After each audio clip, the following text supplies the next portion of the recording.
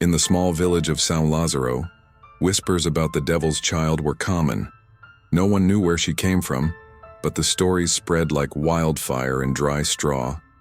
They said she appeared on a stormy night, when the wind howled like a lament and the lightning sliced through the sky like sharp knives.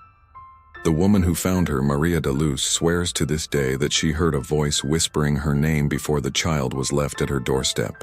The sound of the wind seemed to carry with it a deep, unnameable anguish.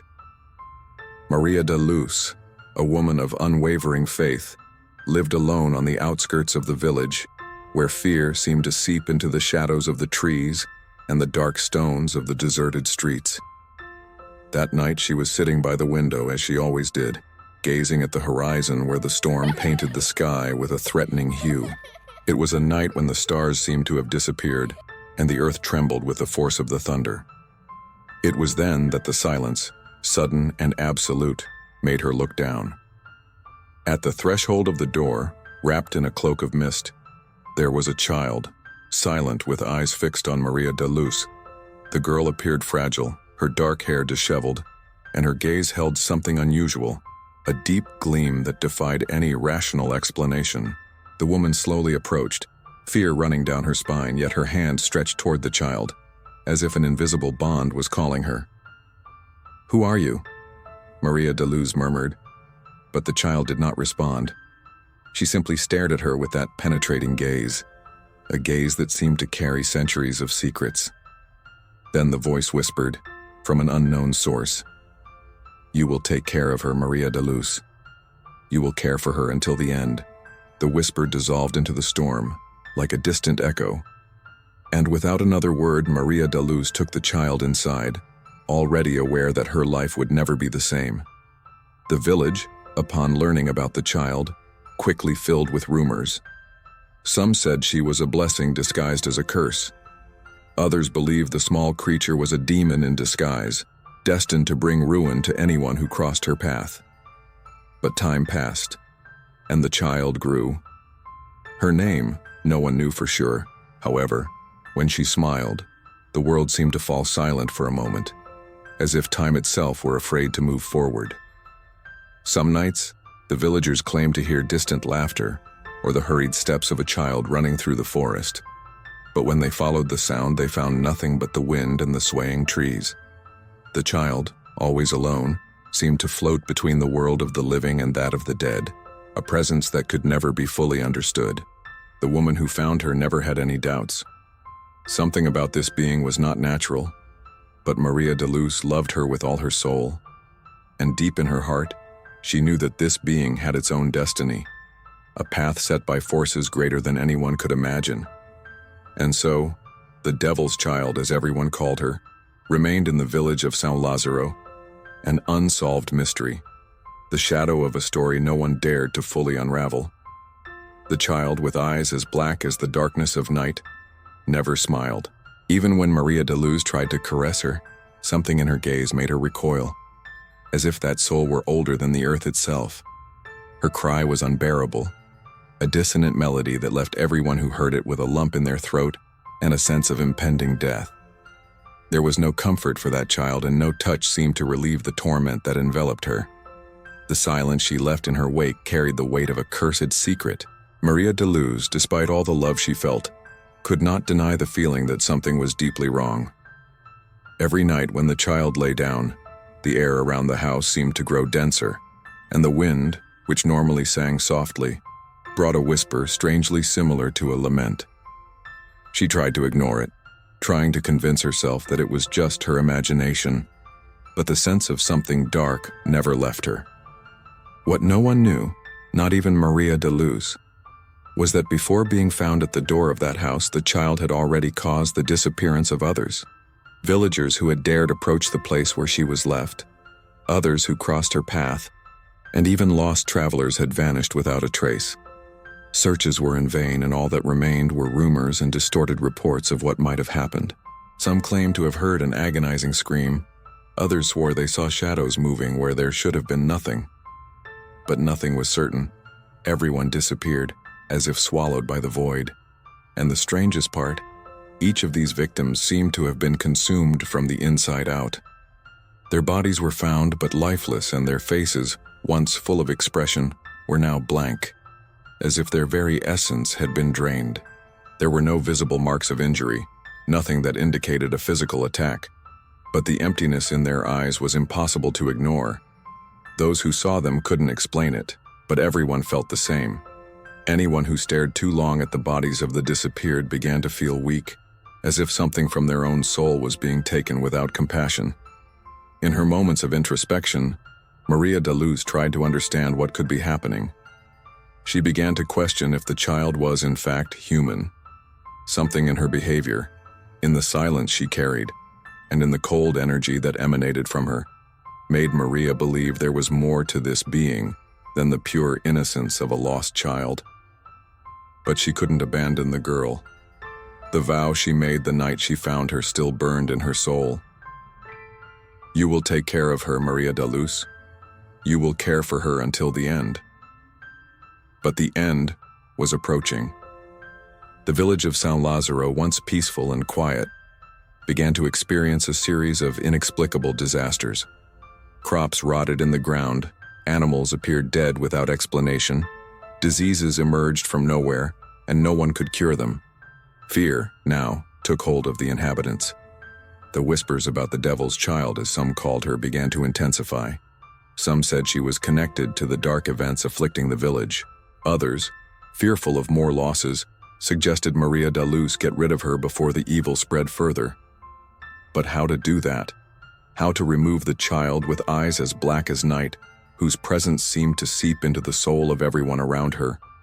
No one knew the answer, and Maria de Luz, despite the growing terror, could not drive away her adopted daughter.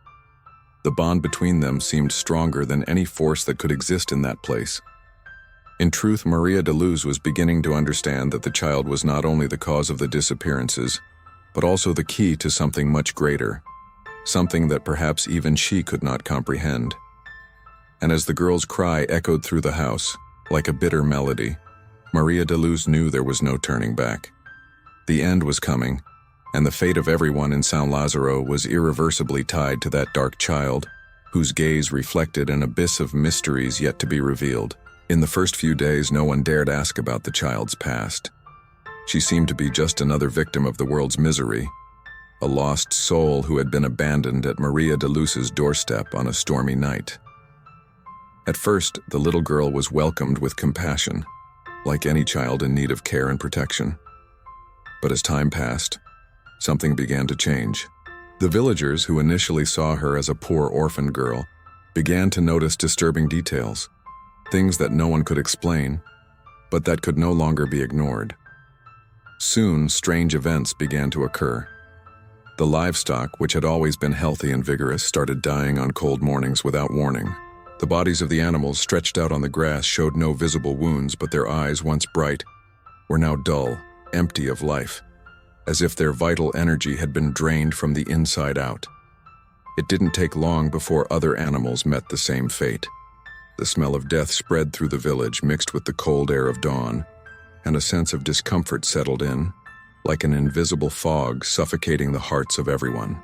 The trees, which had grown through generations and were silent witnesses to time, also began to wither. One by one, they dried up inexplicably, their leaves turning to dust before falling to the ground. There were no signs of pests or diseases to explain the sudden decay. The earth seemed to reject their roots, and the wind, which had once gently caressed the fields, now became merciless, carrying the dry leaves in confused spirals. An oppressive silence fell over the forests surrounding the village, as if something were consuming life around them without mercy. The air, then, began to grow strange.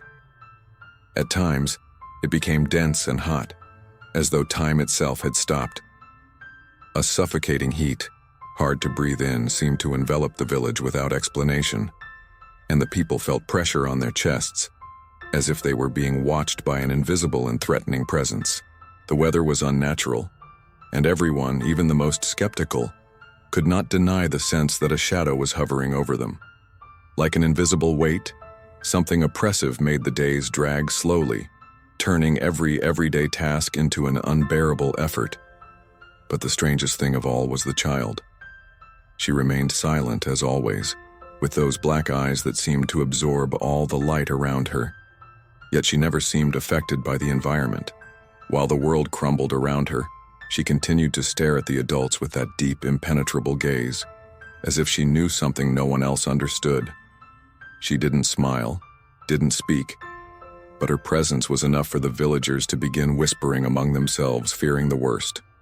The words began to spread. Some said she was an omen, a creature sent to destroy the village.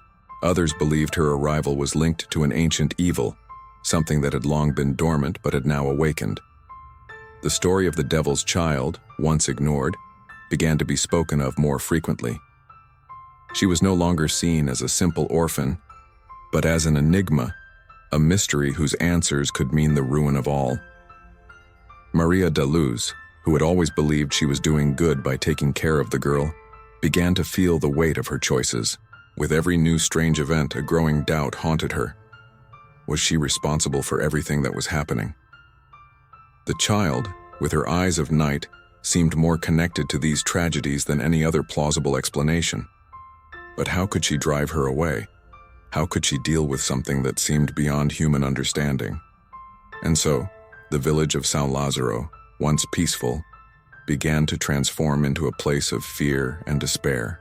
Evil seemed to be growing, fed by an invisible force, and the villagers who had once welcomed the child with compassion now saw her with different eyes filled with silent terror, a fear that if she stayed, there would be no more village, no life, no hope.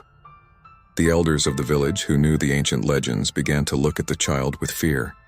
Their faces, marked by the weight of time, now tightened when they observed the girl with the black eyes, as if her mere gaze could extract something from within them, something they preferred to keep buried.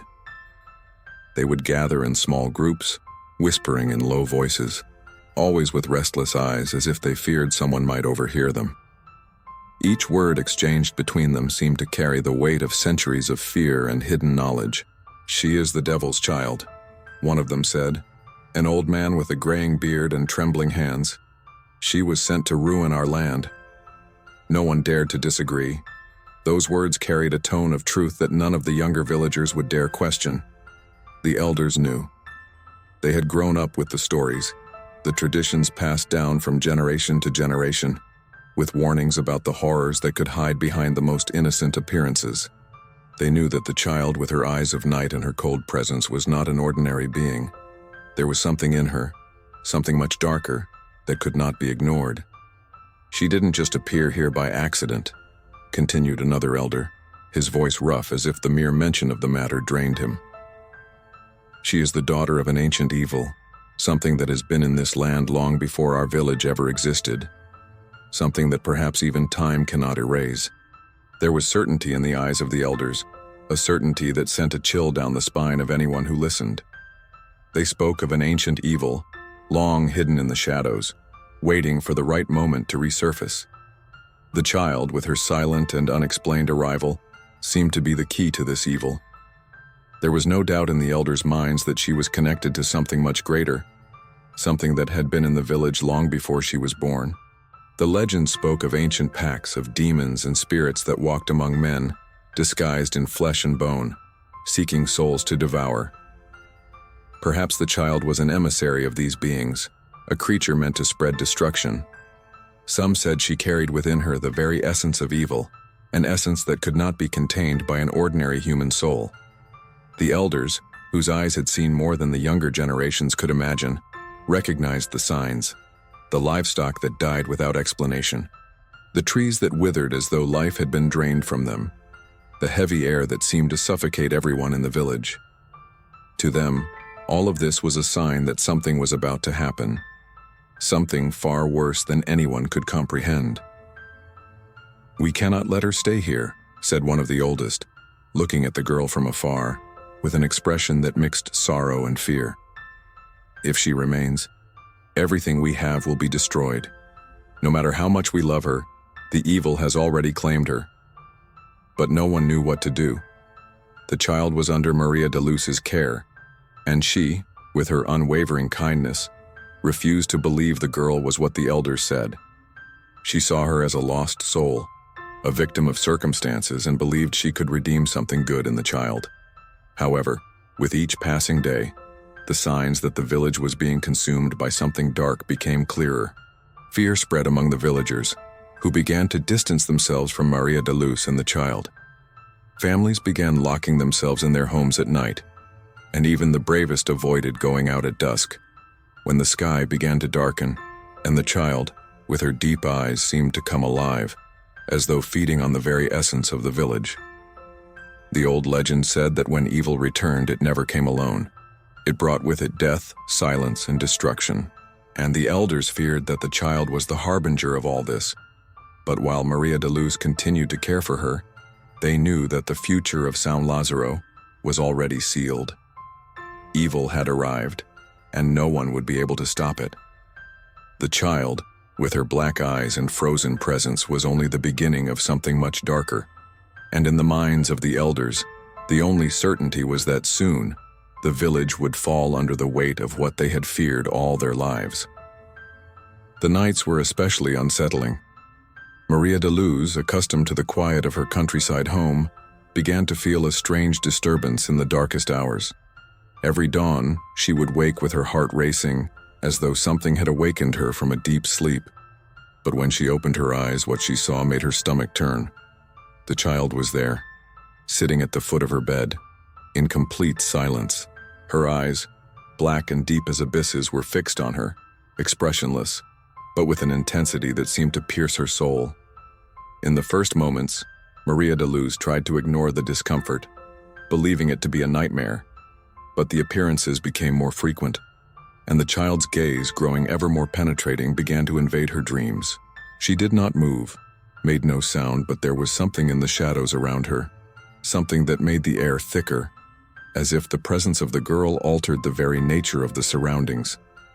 One night, however, something far more disturbing happened. Maria de Luz woke suddenly, as always, but this time the child was closer, almost within reach. She was not just sitting anymore, but now spoke, in a low murmur, incomprehensible words. The language the child used seemed to come from a distant place, lost in the mists of time, a spell or incantation that Maria could not understand.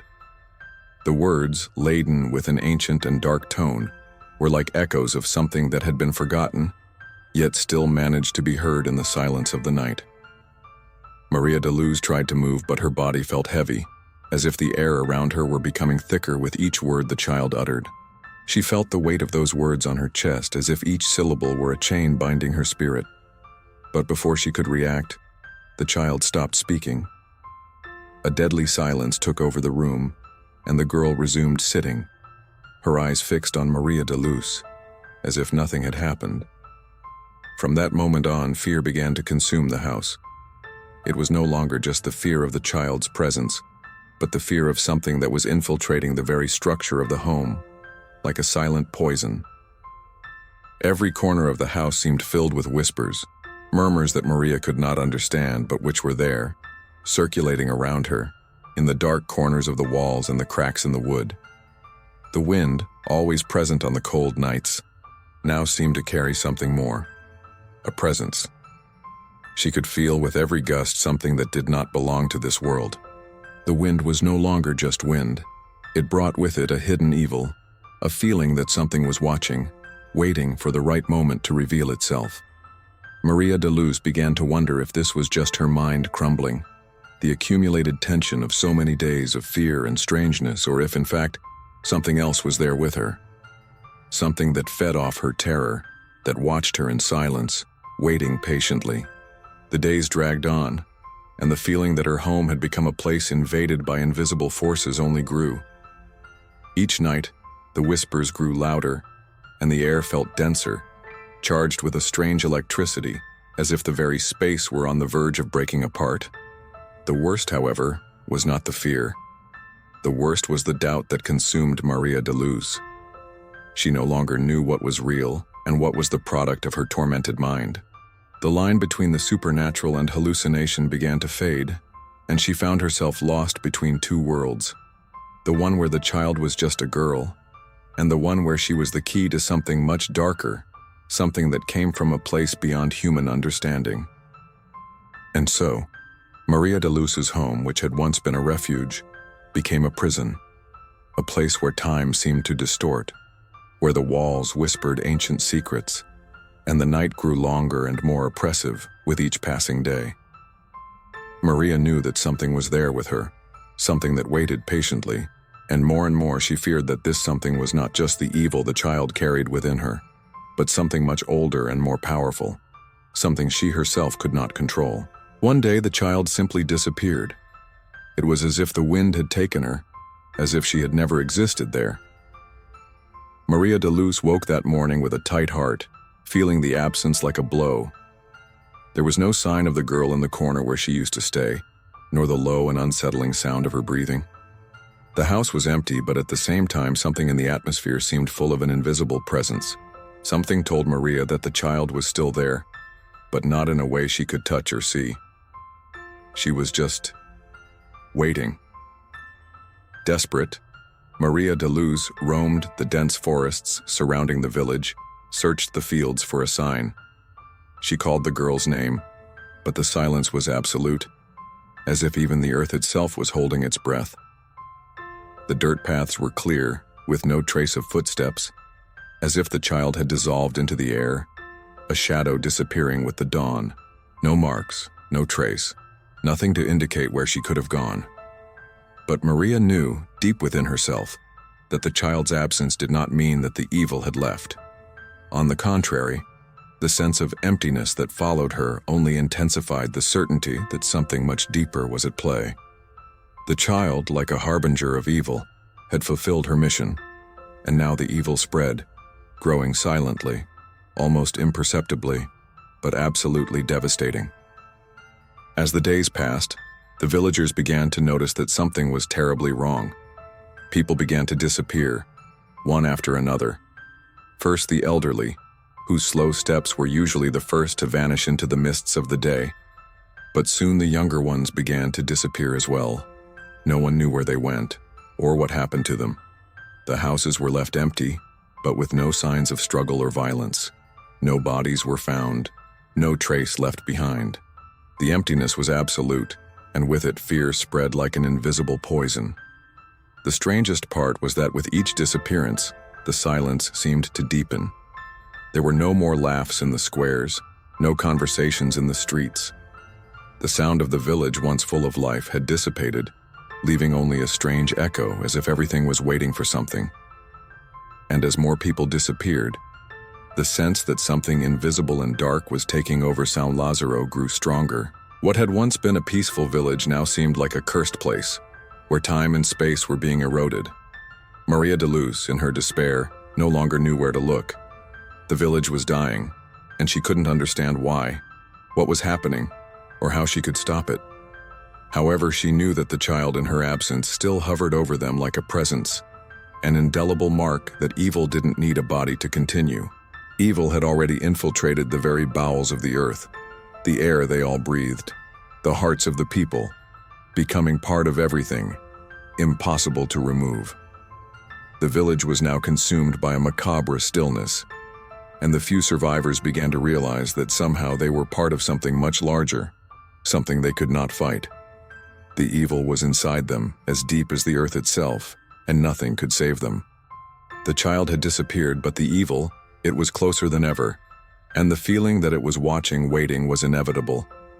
São Lázaro, once vibrant, was now becoming a place of mourning, where the whispers of the wind were the only sounds that broke the silence, and where everyone knew that whatever had begun with the arrival of that child, it had no end. The nights of São Lázaro became a collective nightmare. Slowly, the villagers began to report strange and disturbing dreams. These were not just common nightmares. They were terrifying visions heavy like a curse. Dark figures with distorted shapes and piercing eyes like the child's appeared in their dreams, watching them in silence. The laughter, unmistakable, echoed in their ears.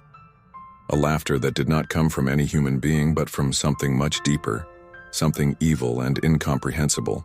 It was as if the child's presence, though gone from the physical world, had settled in their hearts and minds, slowly eroding them.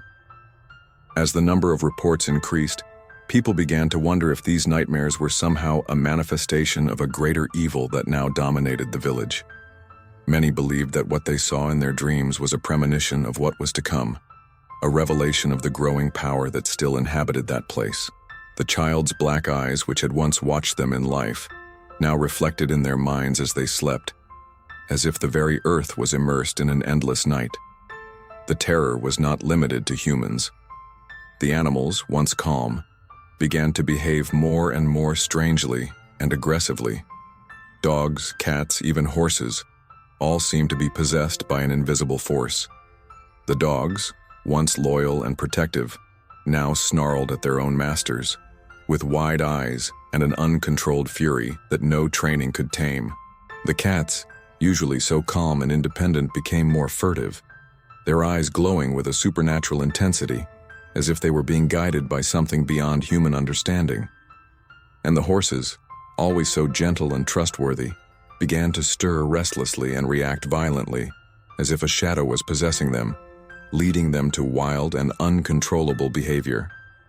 Fear grew like an invisible plague, permeating every corner of the village. It was no longer just a fear of dark nights, but a fear of what had become part of their very reality.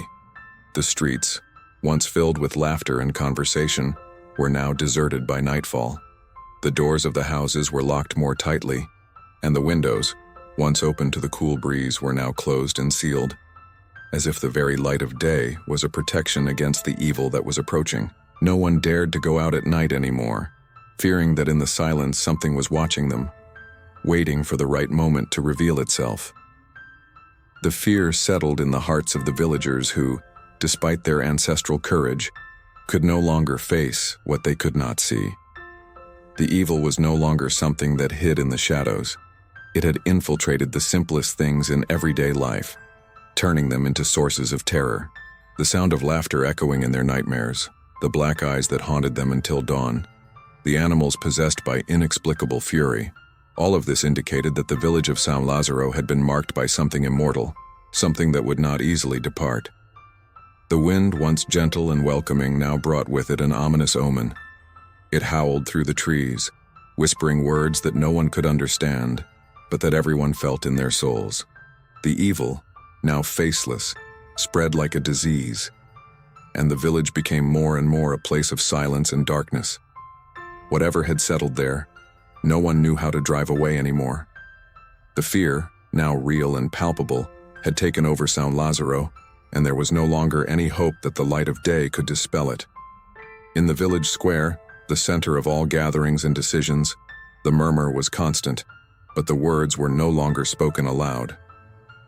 The conversations, once lively and full of life, had turned into low, anxious whispers.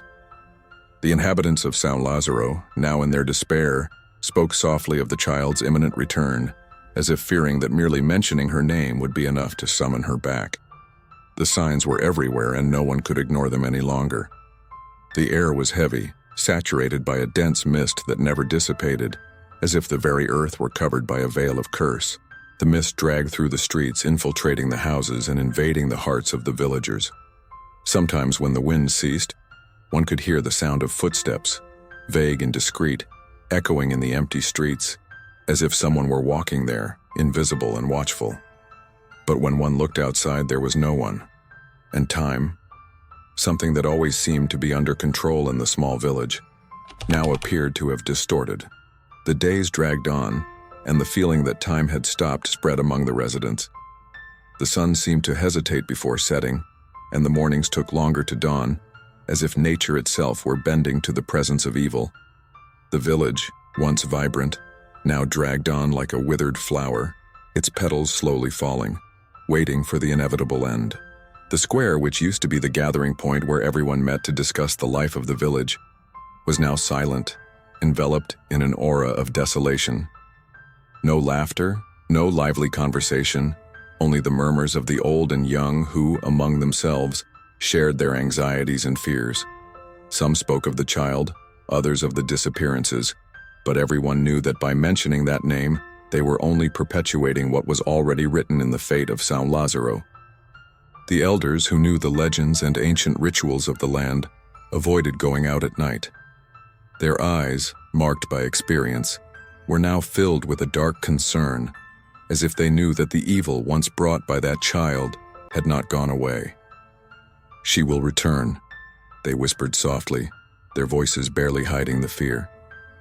"She always returns." The weight of the words hung in the air, and the others, with empty eyes, simply nodded. The village was on the brink of collapse, like a flower that had lost its vitality, its roots dry and broken, awaiting the end. The return of the child was more than just a threat. It was the symbol of the end of everything that had once been. Fear had already infiltrated every corner, and the sense of inevitability took over the hearts of the villagers. That mist, which before might have been considered just a strange weather condition, was now seen as an omen. The sound of invisible footsteps in the empty streets was no longer an illusion. It was the presence of something that watched, waiting for the right moment to act. Time had stopped, and the village, in its silent decay, knew that the end was near. The child, with her black eyes and her evil, no longer needed to be physically present for her shadow to hang over them all. The evil, like a disease running inside, was already spread everywhere, and the return of the child with her promise of destruction was the final piece of the puzzle. The end of San Lazzaro seemed inevitable, and in the silence of the square, where the residents hid behind low words and furtive gestures, everyone knew. What remained was to wait. It was then that, on a Sunday with a cloudy and heavy sky, Father Jose called for an urgent meeting at the village's small chapel. Father Jose was a man of solid faith and firm convictions, but what he had witnessed in the past months had marked him irreversibly. He was known for his serenity and unshakable trust in his teachings, but when he looked at that child, something deep inside him had been shaken.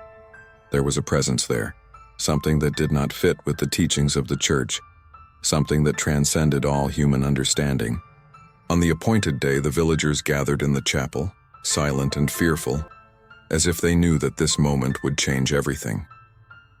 Father Jose stood before the congregation, his eyes tired and his shoulders bent, but the solemnity of the moment did not allow him to show any weakness. He took a deep breath and, with a trembling voice, finally declared, "The child is not a human being," he said, pausing to observe the reactions of those present.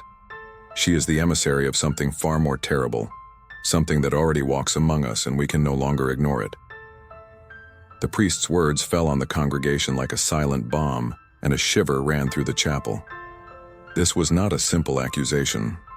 The priest was stating with a terrifying gravity that the child was an instrument of something greater, something beyond human comprehension, something that was not limited to a physical being but was immersed in the very fabric of reality, something evil, whose roots stretched far before the girl's arrival in the village.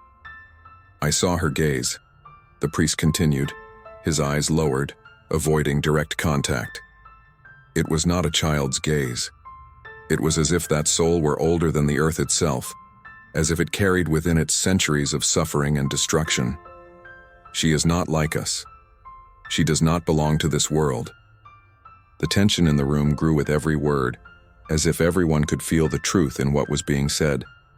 The low murmur that arose among the villagers reflected the growing fear, and some began to look toward the doors, as if the child might appear before them at any moment. Father Jose, usually a pillar of calm, now seemed like a shadow of himself, consumed by a deep fear that he could not hide. I propose that we perform an exorcism," he suggested, almost in a whisper, as if the very idea of such an act were a burden to him. If the child is the emissary of an evil, perhaps this is the only way to stop her. But it soon became clear to everyone that this suggestion, though coming from a man of faith, offered no real hope. Father Jose, who had always been a defender of the church's practices, knew deep down in his soul that a simple exorcism would not be enough. The child was not just evil. She was the very manifestation of a primordial evil, an entity that transcended the barriers of human understanding and could not be contained by ancient and known rituals. He looked at the villagers, who were becoming increasingly anxious. There was an air of helplessness in the chapel, as if everyone knew they were facing something that could not be confronted with prayers and chants. The evil that the child represented was not something that could be banished with words or gestures. It was deeply rooted in the very essence of the village, in the air they all breathed, in the ground they walked upon. "This is not an evil we can exorcise with faith," Father Jose concluded, his voice breaking at the end. "This is an evil that must be confronted with something much stronger, something that perhaps even the church itself does not understand. But we can no longer wait. The end has already come, and the child, she is just the beginning." The priest fell silent, and the chapel was overtaken by silence. No one dared to speak, for they all knew that, contrary to what the priest had said, there was no longer any simple solution to what was happening. The evil had taken root so deeply that even faith seemed fragile in the face of it. The child, with her empty eyes and absent smile, was the emissary of something much greater, something that perhaps no human being could stop. And as Father Jose, exhausted and defeated, stepped away from the altar, everyone knew that what remained was to wait. Wait for what was to come next. Little by little, the worst began to happen. The people of São Lázaro began to disappear, and like a silent plague, no one knew exactly when or how. At first, it was only the older folks whose fragile bodies seemed more susceptible to the invisible evil that hung over the village. But soon, the younger ones began to vanish as well, leaving no trace behind. There was no blood, no signs of struggle. They simply disappeared as if the very air had swallowed them, and no one could do anything to stop it. The streets, once alive with laughter and conversation, became deserted. The silence, heavy and unsettling, took over the place. The houses, once full of life, were now empty, like abandoned skeletons with their doors and windows locked, but no one inside. No sound of life, no movement. Just the feeling that the village had been left to die, like an organism that couldn't survive a fatal disease. The land, which had once been fertile and vibrant, now turned barren. The crops, once lush, withered and were lost. The roots dried up, as if the very earth were exhausting itself. There was no longer the sweet smell of wet soil or the bright green of the plants. Nature, like the inhabitants, was succumbing to that invisible force that consumed everything around it. The air seemed heavier, the nights longer, and the days more suffocating. The village of São Lázaro was dying. The heart that once pulsed with the energy of life now beat slowly, about to stop. Its fate seemed sealed, as if some dark power had already written the last page of the history of that place. The evil spreading there was like an invisible infection, a disease that left no marks but infiltrated every corner, every body, every soul. It was an evil that fed on silence, solitude, and hopelessness. There was no place left for prayers or easy solutions. There was no more faith that could save them all. The few who remained no longer knew who to turn to. The church, which had always been their safe refuge, now seemed powerless in the face of the magnitude of the evil. Father Jose, who had already tried to warn everyone, found himself increasingly isolated, his words now echoing weakly, like lost whispers in the wind. There were no more answers, no logical explanations for what was happening. The village was being swallowed by the void, and those who remained, their eyes marked by pain, knew there was nothing more to be done. The evil, with its relentless and faceless presence, didn't need physical strength to destroy. It spread silently, taking over every part of São Lázaro. With each disappearance, the emptiness grew, becoming more and more unbearable. And as the sun set every day, the sense that the end had already arrived solidified in the hearts of the few survivors. They knew that sooner or later they would be next. And so the village of São Lázaro turned into a place of lament, a land abandoned by fate, where the invisible evil reigned supreme, consuming everything slowly, but with terrible precision. Maria da Luz, burdened by loss and fear, could no longer endure the silence within her own soul. The lament for all that had disappeared, the people, the land, the life she had once known, was eating her from the inside out. Her thoughts, once clear and full of hope, were now in ruins. collapsed under the weight of the presence of that evil that seemed unbeatable. She knew it was too late to save San Lazaro, but something within her still cried out for an answer, for some explanation that would help her understand what had happened, what that being, that child, really meant. Pain and fear transformed into courage. She could no longer live at the mercy of that invisible terror, and so, without hesitation, Maria de Luz made the decision to face the child, even though she knew it was a lost battle, that the end was near. She climbed the hill where the child had disappeared, the place that now seemed to be the epicenter of all that had happened. It was there that the evil had begun, there where she might finally understand what it had become. When she reached the top of the hill, the biting wind seemed to warn her that she was about to cross a line from which there would be no return. But she did not retreat. Her steps were firm, despite the growing tension, and her heart beat fast, as though it knew she was about to face something beyond her understanding. The thick fog seemed to envelop her, as if the land around her were made of dense shadows, but Maria de Luz pressed forward, determined. It was then, at the center of a circle of ancient stones, that she saw the child. She stood motionless, her eyes glowing like burning embers, intense and deep, as if the very fire of the earth had been trapped inside them. There were no longer traces of humanity in her, and what had once been an empty gaze was now an abyss, a reflection of something terrible and eternal. The child seemed to not notice Maria de Luz's presence, but the atmosphere around them was charged with something dense and palpable, as though the air were on the verge of tearing apart. But what the woman saw made her hold her breath. The child somehow was not alone, though she was physically in a state of absolute solitude. She seemed to be growing before Maria de Luz's eyes. Her figure, which had once been small and vulnerable, now stretched in height and shadow. She rose at the center of that circle, her contours becoming darker and more imposing, as if something ancient were being invoked there, a force that fed on the very essence of the child. She was becoming larger, more powerful, and her body seemed to extend beyond the limits of vision, as if transcending physical form and becoming pure presence, a living entity, but unrecognizable. The air around Maria de Luz grew warmer, and the ground beneath her feet trembled as if the very earth were contorting under the pressure of what was being summoned.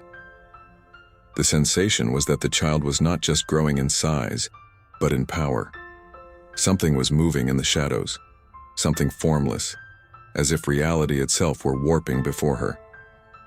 Maria de Luz felt a wave of terror take over her body, but amid that visceral fear, something in her heart still resisted.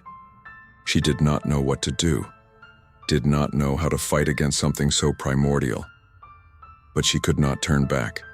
She could not live with the doubt, with the emptiness that presence had left in her soul. The child, now a colossal and threatening figure, seemed to slowly turn toward Maria de Luz. Her glowing eyes focused on her with an inhuman intensity. The woman felt the weight of her presence, as if the very universe had compressed around that moment. The silence was absolute, and the night, which until then had been merely a dark cloak over the village, now seemed to be dominated by a force that did not belong to this world. Whatever that child was, whatever she represented, was about to reveal her true power, and Maria de Luz, with her heart heavy, felt that her courage was being tested in an irreversible way. She knew, at that instant, that what was before her was not just the end of San Lazaro. It was the end of something much greater.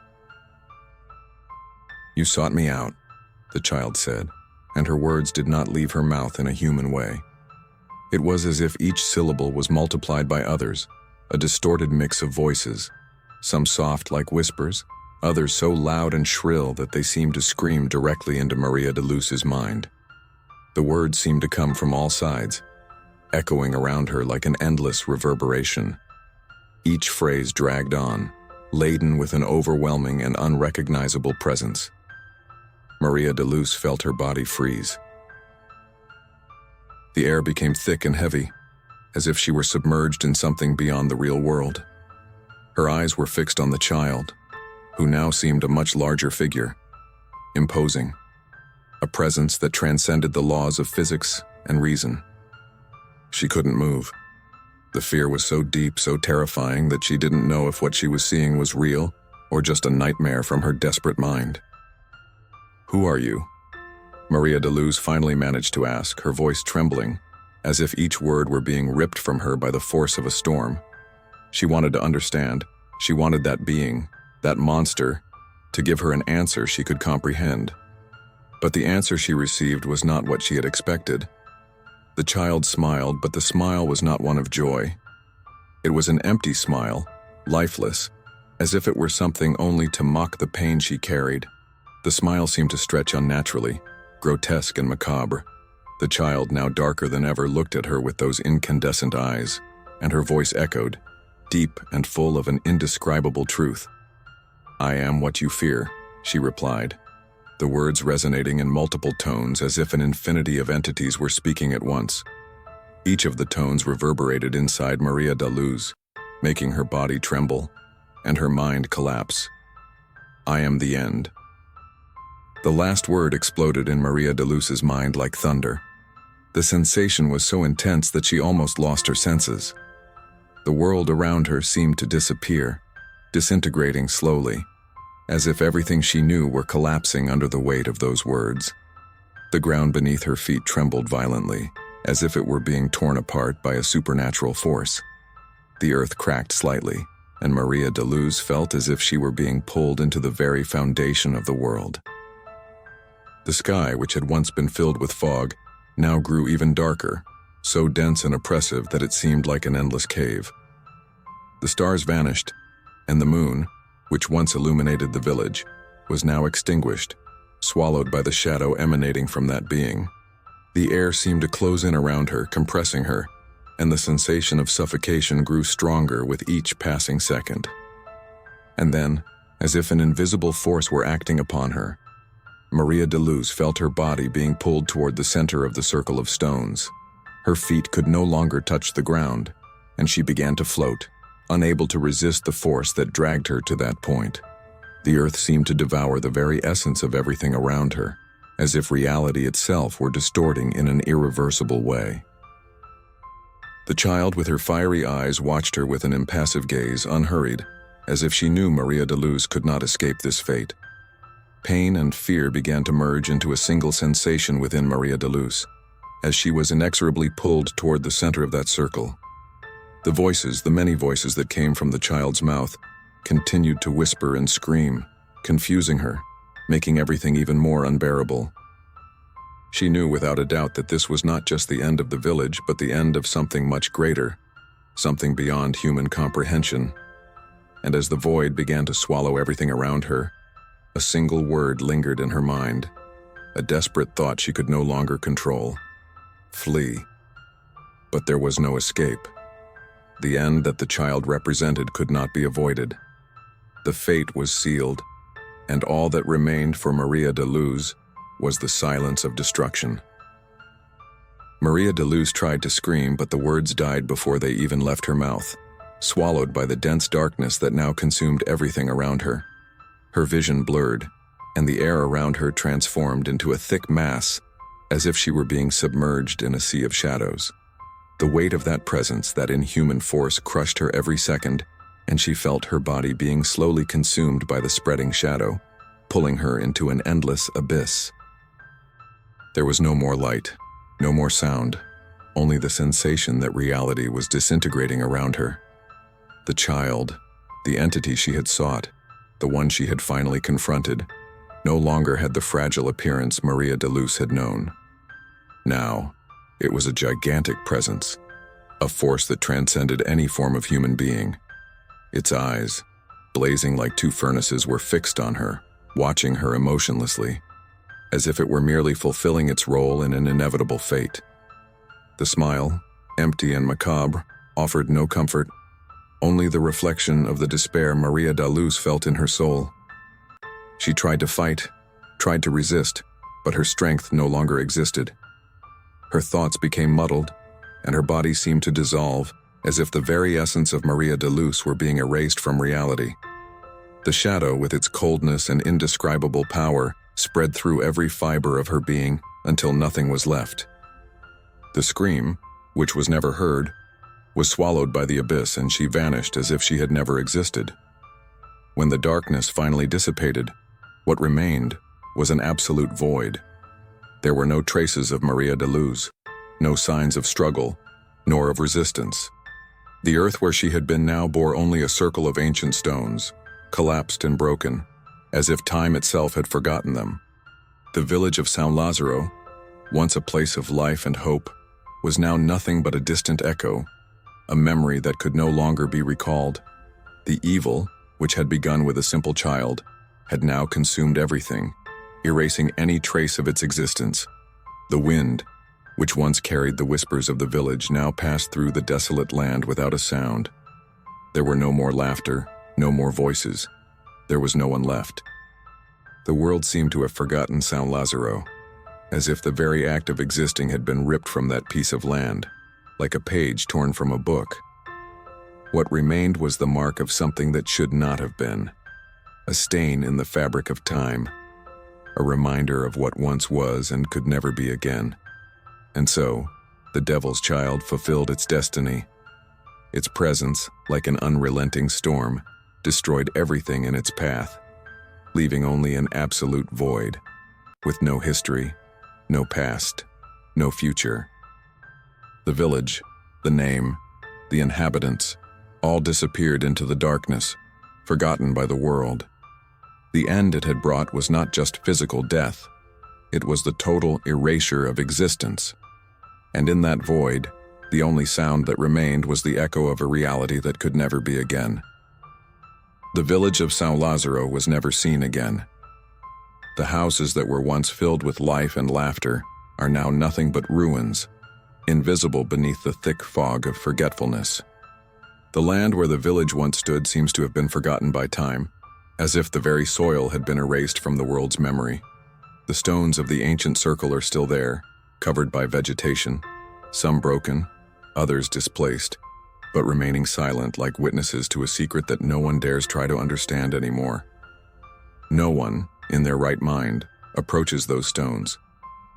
There is a deep fear surrounding that place, something that cannot be explained with words but is felt in the skin, in the soul. The wind that passes through seems to carry with it a presence that does not belong to this world, and the air, always heavy and dense, seems to whisper warnings to those who dare get close. Those who tried, in the past, to investigate what remained of San Lazaro never returned, and their stories were lost in the same darkness that swallowed the village. And on stormy nights, when the sky becomes a canvas of lightning and thunder, there are those who still claim to hear something from a distance, a low and distorted sound, like the cry of a lost child. But it is not an ordinary cry. It is something deep, filled with a pain that transcends time, a wailing that echoes like a lament from beyond.